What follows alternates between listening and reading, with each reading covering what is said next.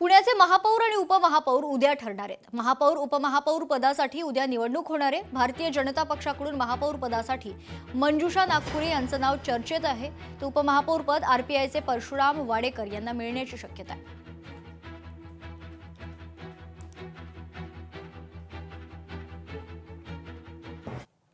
तर तिकडे छत्रपती संभाजीनगर महानगरपालिकेचा महापौर 10 फेब्रुवारीला ठरणार आहे। 10 फेब्रुवारीला महापौर आणि उपमहापौर पदाची निवडणूक होईल। महापौर पदासाठी समीर राजूरकरांचं नाव चर्चेत आहे। तर उपमहापौर पदासाठी राजेंद्र जंजाळ रिंगणात असल्याची माहिती।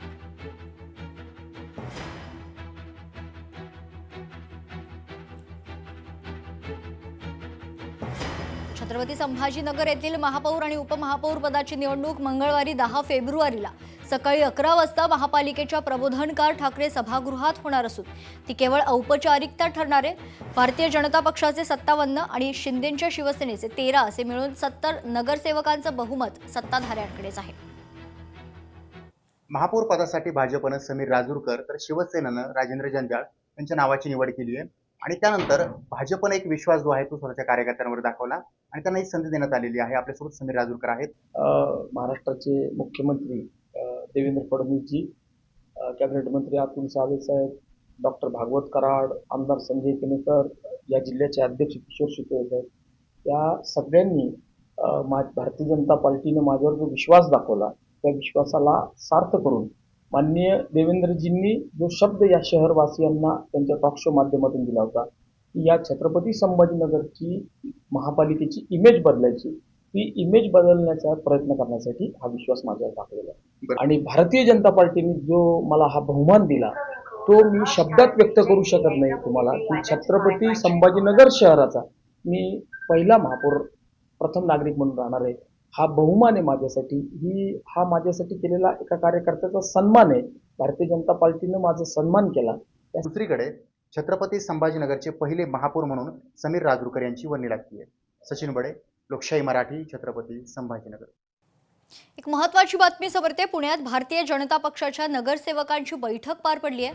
बैठकीत महापौर निवडीच्या पार्श्वभूमीवर चर्चा झाली। महापौर उपमहापौर निवडीनंतर जल्लोष होणार नाही अशी माहिती भाजपचे नेते गणेश बेडकरांनी दिली आहे।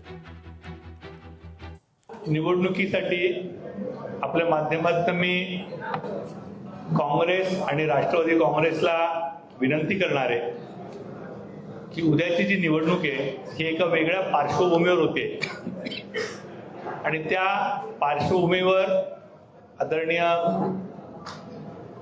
अजितदादा यांच्या जाण्यानं जो प्रसंग या शहरात उद्भवला आहे, श्रद्धांजली अर्पण करण्याकरता आपण उद्याची जी महापौर आणि उपमहापौर पदाची निवडणूक आहे तिचा अत्यंत कमी वेळात आपण ही सभा संपवावी, माननीय महापौरांचं अभिनंदन करावं।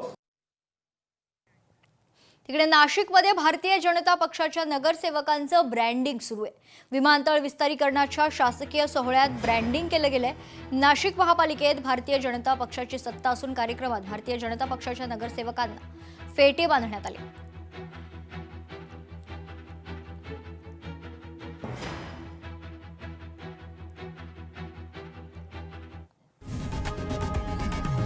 लोकशाही मराठी ऐका, पहा, जागरूक रहा।